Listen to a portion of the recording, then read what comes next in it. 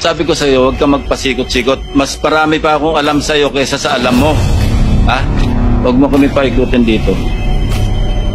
Sinabi mo itong nasa kaliwa, 2022 or 2023. Yung pangalawa, sabi mo a couple of years ago. Accurate ba yan? Matagal na po yan. Yung tama po yung nasa 2022 o 2023 po yan, Your Honor. Ito rin nasa kanan, 2023 rin ito. Yung sa tambayan.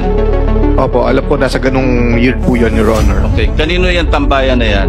That's a house. That's not within the premises or compound of the DEO, di ba? Opo, wala po sa Kanino compound yan? ng DEO. Sino may-ari niyang tambayan? Kaibigan po ni Boss Henry Alcantara. Si Lauren Cruz, Opo, Your Honor. yung bagman niya.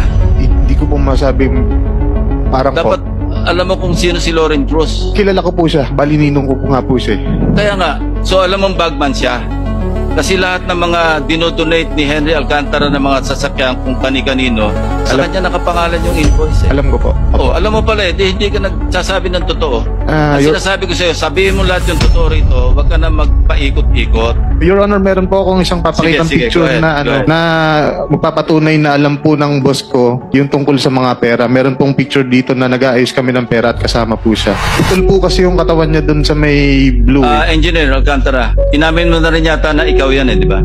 Nasa picture. Nung Sa sa Congress po, sabi ko lang po, hindi ko po, matanda ko sa po, hindi ko po namin po. Paano mo mapapaliwanag ang litrato na ito na nandito ka, yung naka-blue na yan, na nagpaparte, ini-impake na yung limpak-limpak na salapi. Diba? Nakunang ka ng litrato na ikaw mismo, ikaw ang nag-supervise kung paano i-impake, kanino ibibigay. Definitely, mga naka-karton na yan. So, alam mo. Ayan, no? Yes, Your Honor. Yun. Alam mo, maski wala yung mukha mo, maski kalahati lang, alam mong ikaw yun eh, kung ikaw yun.